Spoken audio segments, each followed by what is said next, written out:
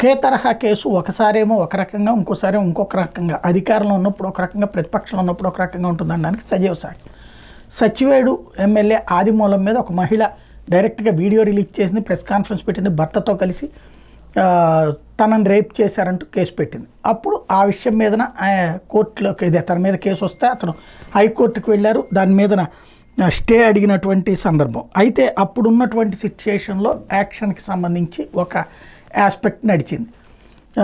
ఏంటి, అమ్మాయి హైకోర్టులో అవును లేదు నేను తప్పు కేసు పెట్టానని అఫిడవిట్ చేయడం, దాంతో కేసు క్లోజ్ చేయడం, అమ్మాయితో మాట్లాడి కేసు క్లోజింగ్కి పర్మిషన్ ఇచ్చారు. అప్పుడు ప్రభుత్వానికి సంబంధించినటువంటి పబ్లిక్ ప్రాసిక్యూటర్ లేదా ఏదైతే ప్రభుత్వం తరపున వాదించేటటువంటి న్యాయవాదులు కూడా ఎస్ అన్నారు, క్లోజ్ అయిపోయింది.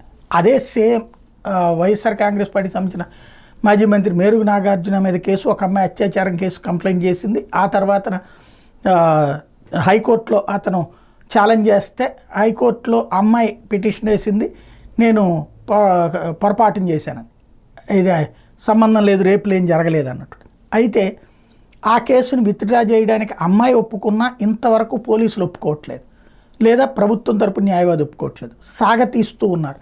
అదేమంటే దీనికి ఏం చెయ్యాలో ఇంకా టైం ఇవ్వండి, కొంత గడువు ఇవ్వండి అంటూ పోలీసులు అభ్యర్థిస్తున్నారు. చివరికి జనవరి 21 దాకా వాయిదా వేసుకొచ్చారు. అంటే ఏదో ఒక విధంగా సాగతీసేటటువంటి ధోరణి అక్కడ అవలంబిస్తున్నారు అన్నమాట.